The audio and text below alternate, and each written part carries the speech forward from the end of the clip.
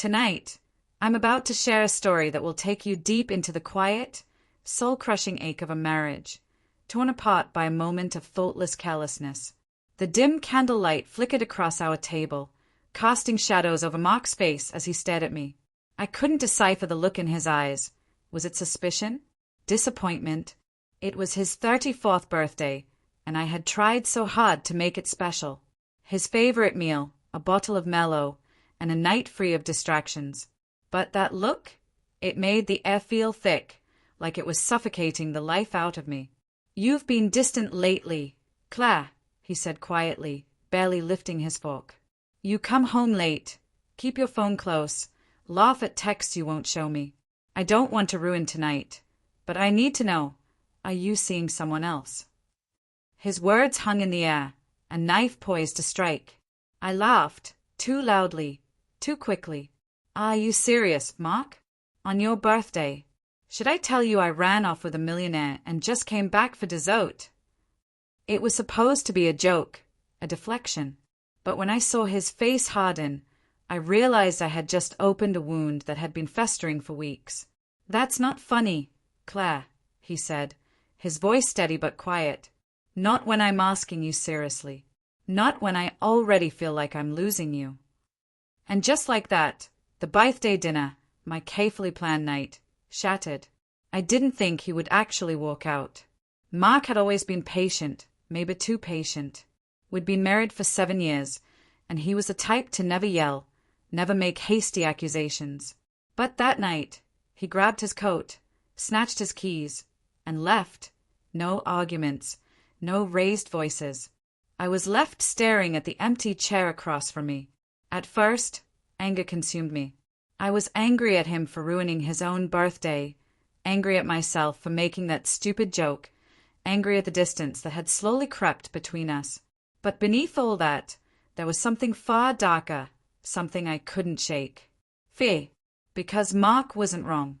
It all started 3 months ago when Dylan joined our advertising firm. He was charming, quick-witted, and made the mundane office hours feel like a breath of fresh air. Mark and I weren't unhappy, but we had become muted. Life had fallen into a routine. Work, bills, and tired date nights where we didn't talk about anything meaningful. Dylan noticed things Mark hadn't in ages. My new perfume, the way my hair looked different, how I lingered at the coffee machine. It was innocent at first, just casual conversations, a shared lunch, a walk out to the parking lot together. But then the text started. Late at night, when I should have been in bed with Mark, I found myself laughing at Dylan's messages. I told myself it was harmless, nothing more than friendly banter. But soon, the guilt started seeping in. I'd turn my phone face down, avoid Mark's touch, and flinch when he asked who was texting me so late. And then Mark didn't come home that night. I called him twice. No answer. The next morning, his closet was half empty, and there was a note on the kitchen counter. "I warned you, because I still loved you. But last night, you gave me the answer I was afraid of." No shouting, no accusations, just that devastating, quiet confirmation. I went to work that day on autopilot. Dylan noticed my red eyes, but I couldn't bring myself to tell him what had happened. As we sat across from each other in the conference room, his attention no longer felt flattering, it felt suffocating. Mark didn't come home that night, or the next. I learned from a friend that he was staying with his brother. He hadn't filed anything yet, but the silence between us was louder than any argument we'd ever had. Days turned into weeks, and all Mark and I exchanged were cold, practical texts about bills.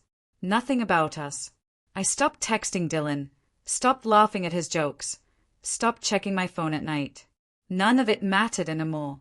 I wasn't ready to admit that I had destroyed my marriage for a handful of empty thrills, but the truth loomed over me every time I passed our wedding photo. 2 weeks later, I saw Mark at the grocery store. He looked thinner, worn out, but his eyes were clearer than mine had been in months. "Mark, wait," I called as he turned down the dairy aisle. He stopped, but didn't smile. "Claire, can we talk?" My voice cracked as I reached out. He looked at me, his expression cold. There's nothing left to talk about. I warned you. You didn't take me seriously. It wasn't just a joke, Claire. You let someone else take up space in your head, in your texts, in the silence between us. Do you know how humiliating that is? My mouth went dry, and I couldn't find the words. I wanted to say it was just office banter, just boredom, but I knew that wasn't the truth. I had crossed a line and then laughed it off.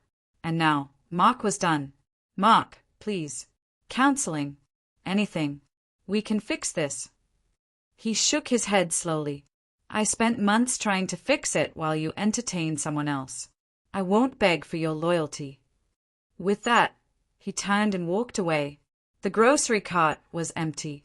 A month later, the divorce papers arrived. No drama, no courtroom battles. We had no kids, no house, just 7 years of memories split into boxes and signatures. Dylan tried to contact me after that, but every message from him felt like salt in a wound I had inflicted myself.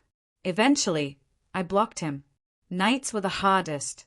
Lying in an empty bed, I replayed the moments I could have changed. I should have put the phone down, paid attention when Mark felt distant, held his hand instead of mocking his concerns. Love doesn't die with one big blow. It dies in the small betrayals, in the careless jokes at the worst times. Months later, I saw Mark again. He was at a friend's engagement party, laughing with a woman I didn't recognize.